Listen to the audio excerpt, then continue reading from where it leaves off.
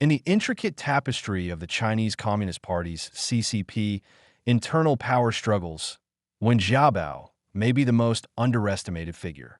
To many, Wen is remembered for quoting Lin Zexu's verse at a press conference. If it benefits the nation, I will face life or death. I will not shy away from fortune or calamity. Others recall his call to gaze at the stars or his oft-repeated warning. Without political reform, the fruits of economic reform will be lost, and tragedies like the Cultural Revolution could recur. These moments painted him as a target for political adversaries, who branded him a showman and accused him of indulging his family's corruption. To the public, Wen appeared as a cautious, unremarkable technocratic premier, chasing fame with modest achievements. Yet, history reveals a starkly different truth. Wen Jiabao not only survived four CCP leadership eras, but repeatedly seized critical moments to shape China's trajectory, acting as a pivotal figure behind the scenes. He orchestrated the downfall of Bo Xilai, once the fiercest prince of the princelings, who dominated the Wen regime with his Sing Red, Strike Black campaign, until his lieutenant Wang Lijun's defection led to Wen's precise, thunderous strike, sending Bo to Qingqing prison. For Xi Jinping, Wen's role carries the weight of both maker and breaker. By dismantling Bo's rebellion, Wen secured Xi's path to power, arguably his greatest act of support. But as Xi's authoritarian tendencies grew, Wen, in a flash of opportunity during Xi's health crisis, staged a stunning comeback. A decade into retirement, he re-emerged as the de facto regent behind the red walls of Zhongnanhai.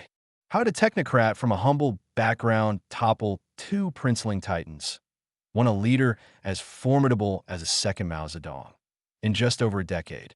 How did Wen's relationship with Xi shift from kingmaker to kingslayer? Let's begin with Bo Xilai's fall. The fall of Bo Xilai.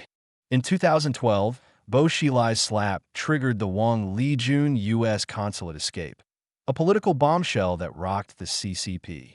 Bo, riding high on his Sing Red, Strike Black campaign, was the princeling flag bearer poised to join the Politburo Standing Committee, PSC, at the 18th Party Congress. Wang's unexpected defection, however, exposed the blood and shadows behind Bo's red model. As premier, Wen Jiabao didn't act immediately. He waited, observed, and let the evidence surface. He understood that the Chongqing scandal wasn't just a local issue.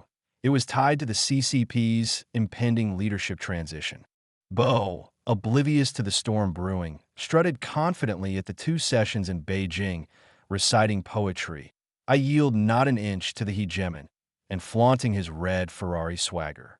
The Wen leadership remained silent until March 14, 2012, when Wen held his final two sessions press conference, the longest in history. He extended the session, seemingly waiting for something. When Reuters finally asked about the Wang Lijun incident, Wen unleashed his prepared weapon. With uncharacteristic severity, he declared Bo's Sing Red, Strike Black campaign a remnant of the Cultural Revolution that must be eradicated. Those four words, Cultural Revolution remnant, crushed Bo's decades-long political empire like four towering mountains. The next day, March 15th, Bo was sacked as Chongqing Party Secretary. By April 10th, his Politburo membership was revoked, leaving prison as his only path. This was Wen's first display of political acumen, calm as a river, striking like thunder.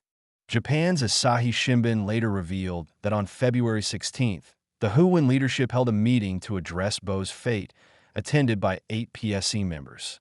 Hu Jintao, Wen Jiabao, Li Keqiang, and He Guoqiang pushed for Bo's removal, while the Jiang Zemin faction, Wu Banghua, Jia Qinglin, Li Changchun, and Zhou Yongkang, opposed it. One, unusually forceful, reportedly slammed the table, warning, "If we don't deal with Bo, the party and nation will pay a heavy price." Wen had calculated the dynamics perfectly. With 9 PSC members, the Jiang faction's 4 votes could only tie the score.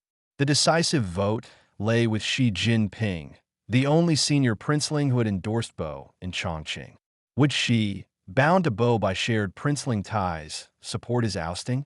Reports indicate that Xi, then visiting the U.S., received a call from the central office seeking his stance. She ultimately backed who and won. How did this shift occur? Simple. 1. Through the Ministry of State Security, swiftly secured Wang Lijun and obtained evidence of Bo's conspiracy with Zhou Yongkang to seize power, which he secretly passed to Xi. Unbeknownst to Bo and Zhou, Wen not only secured Xi's vote, but also laid the groundwork for Zhou's later downfall. Before Xi's ascension, Wen masterfully killed two birds with one stone, executing a true clearing of the emperor's side by removing Xi's greatest obstacle. This cemented the peak of the Wen-Xi alliance. The cost? A New York Times expose tied to the Jiang faction on Wen's family's alleged corruption, with the stench of political warfare crossing the Pacific. This was the first and last time Wen and Xi fought as allies. Wen never imagined that the man he elevated would become an upgraded Bo Xilai. Xi's rise and the growing rift. Early in Xi's tenure, he consolidated power through anti-corruption campaigns, with significant support from Hu and Wen. But as his power grew, Xi's true colors emerged. He expanded Bo's model nationwide. Sing Red became Xi's new era anthem, and Strike Black evolved into Sweet Black, Eliminate Evil, and Hunt Tigers, Swat Flies. Both men emulated Mao Zedong, wielding extreme left ideology to suppress reformists. Wen, a technocrat overseeing economic policy and a staunch reformist, clashed with Xi's Maoist revival. Politically, Wen championed reform and warned against a cultural revolution resurgence, while Xi promoted Xi's core and Maoist governance. Economically, Wen advocated for marketization and openness. Xi pushed internal circulation and state advances, private retreats. Socially, Wen visited the poor, embracing a populist approach, while Xi jailed lawyers, fueled wrongful convictions, and demanded absolute obedience through unsheathing the sword. In Xi's second year, mere months after Wen stepped down as premier, Xi indirectly criticized Wen's feigned liberal posturing in an internal speech, accusing him of seeking praise from foreign media. Xi urged the party to fear no stigma and seize the battlefield of public opinion. A clear indicator of the Wen-Xi relationship was Wang Yang, a reformist who once challenged Bo Xilai. Wang was seen as a technocrat reformist archetype and heir to Wen's political legacy. Wang broke ground by allowing Wukong villagers to elect leaders, piloting official asset declarations, and declaring, "We must dispel the myth that people's happiness is a gift from the party." These reformist moves doomed him under Xi. Despite joining the PSC, Wang was sidelined to the ceremonial role of CPPCC chairman, signaling marginalization. The Wen-Xi relationship entered a delicate phase. The Hong Kong turning point. In 2019, Hong Kong's anti-extradition protests brought Wen and Xi's tensions into the open.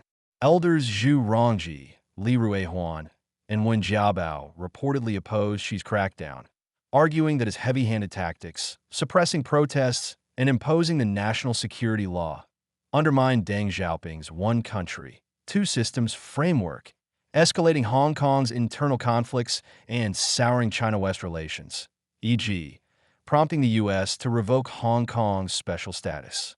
When allegedly told Xi, "We've said what we needed to.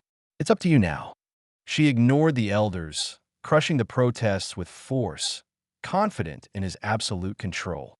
At the 20th Party Congress, Wang Yang, not yet of retirement age, was unexpectedly forced out, shocking observers. His exit marked not only Wen's failure to promote him, but the destruction of Wen's reformist succession plan, signaling a complete break with Xi. The Wen-Xi relationship shifted from latent tension to open confrontation. Wen's defiance and Xi's miscalculation. In 2021, during the height of zero-COVID lockdowns, Wen published a lengthy essay in Macau media recalling his mother, criticizing the Cultural Revolution. It was swiftly censored.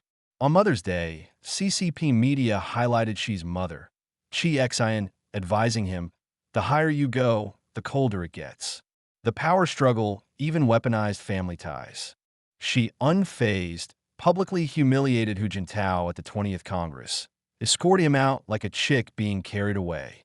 He dismissed Wen, a retired official from humble roots, as irrelevant. This was one of Xi's gravest mistakes, echoing Bo Xilai and Zhou Yongkong's underestimation of Wen. Australian scholar Yuan Hongbing reported Wen's alleged Beijing remark. Anyone who revives the Cultural Revolution's extreme left ideology or the Gang of Four's line must first take my head. I won't watch the Yangtze and Yellow Rivers flow backward. Many dismissed this as theatrical posturing, but they were gravely mistaken, likely including Xi. Compared to Wen's, it's up to you. This was his true declaration of a fight to the death. Xi's fall and Wen's return. In July 2024, as she prepared to dismantle Deng Xiaoping's legacy at the third plenum, rumors swirled that he collapsed from a stroke. Though he appeared normal meeting foreign leaders in August, a surgical scar on his head during a meeting with Vietnam's To Lam confirmed the rumors. On September 30th, 2024, at Beijing's 75th National Day reception, a striking scene unfolded. Long-exiled elders, including Wen and Li Ruihuan, sat beside Xi, chatting jovially. She toasted repeatedly, Wen looked relaxed, and the atmosphere seemed harmonious. This puzzled observers. Was she coercing Wen to publicly pledge loyalty? They overlooked a key detail. Why were retired elders, previously barred from appearing, now seated at Xi's main table, creating an unprecedented scene of 23 PSC members together? What happened behind the scenes? The answer soon became clear. A month later, Xi's military steward, Miao Hua, was investigated. Post two sessions, Vice CMC Chairman He Weidong, Xi's picked to replace Zhang Youxia, was reportedly arrested. A wave of purges hit Xi's loyalists, some detained, others reassigned or vanished without a trace. By April-May 2025, rumors of Xi's power loss and a Zhang Youxia alliance controlling the party spread like wildfire. In June, the Politburo dropped a bombshell: the regulations on the work of central decision-making and coordination institutions, a revival of Deng's Central Advisory Commission (CAC). Reports confirmed Wen Jiabao as its mastermind. How did it pull off? Wen's fight to the death wasn't impulsive bravado, but a calculated strategy. He saw Xi's lack of learning, cultural revolution nostalgia, and reckless ambition as a recipe for failure. Wen waited patiently, knowing Xi would implode. Xi's failures exceeded even Wen's expectations. Though not a princeling, Wen planted a key ally among them, Liu Yuan, son of Liu Shaoqi. In 2011, Liu exposed Gu Junxin's corruption, sparking military anti-corruption efforts. Supported by Hu Jintao and Xi, Liu's actions aligned with Wen's reformist, anti-Maoist ideology. Liu's success in toppling Gu, Guo Boxiong, and Su Kaiho made him a Jiang faction target and a threat to Xi. Expected to join the CMC, Liu was instead forced into retirement and sent to the NPC Financial and Economic Committee, chaired by Wen's longtime aide Su Shaoshi. Wen secured Liu a quiet but strategic perch to bide his time. Wen's career, described as a hurricane passes, only the grass remains, reflects his resilience. In 1986, student protests led to Hu Yaobang's ousting for bourgeois liberalization. Yet Wen, then deputy director of the central office, emerged unscathed. Zhao Ziyang retained Hu's team, keeping Wen as a key aide. 2 years later, Zhao fell during the Tiananmen crisis, yet Wen survived again, possibly due to his non-factional, technocratic profile or pragmatic alignment. In 1989, Wen stood behind Zhao at Tiananmen Square, a risky move captured on camera.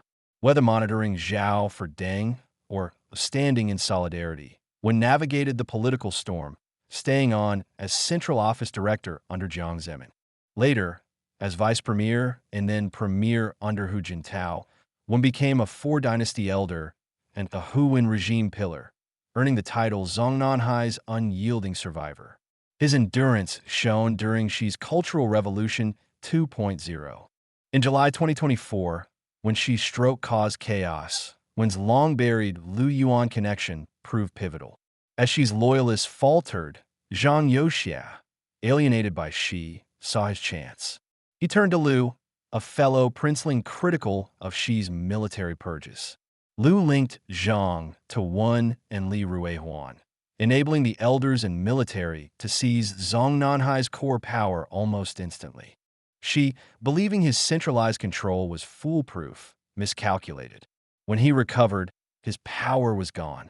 The National Day reception showcased his capitulation, with Wen and Li treated as honored guests. Wen's foresight in cultivating Liu, swift action during Xi's crisis, and meticulous power grab were masterful. Xi never imagined that a retired official he mocked as feigning liberalism could dismantle his supreme empire overnight, leaving him bound and forced to play along as his loyalists were purged. Bo Xilai and Xi Jinping, princeling giants, felt to Wen's deep understanding of CCP power dynamics and his skill in exploiting them. This explains his ability to weather storms and turn defeats into victories. Zhao Zhang's friend Zhong Fengming recorded Zhao's final assessment of Wen: reform-minded but cautious, limited by deference to the party's top leader. Zhao, who worked with Wen for only 2 years, underestimated him. Some liken Wen to Zheng Wufan, the cautious Qing dynasty stabilizer. I see him as a Huaguang figure, prudent yet decisive, a regent-like elder who reshapes history at critical junctures. In 2021, amid Xi's zero-COVID peak, when censored essay on his mother declared, "The China in my heart should be a nation of fairness and justice," the phrase "should be," not is, carried weight in adversity, hinting at Wen's enduring conviction. Whether this was theatrics or a heartfelt reflection of decades in the political crucible, time will tell. We welcome your thoughts and insights.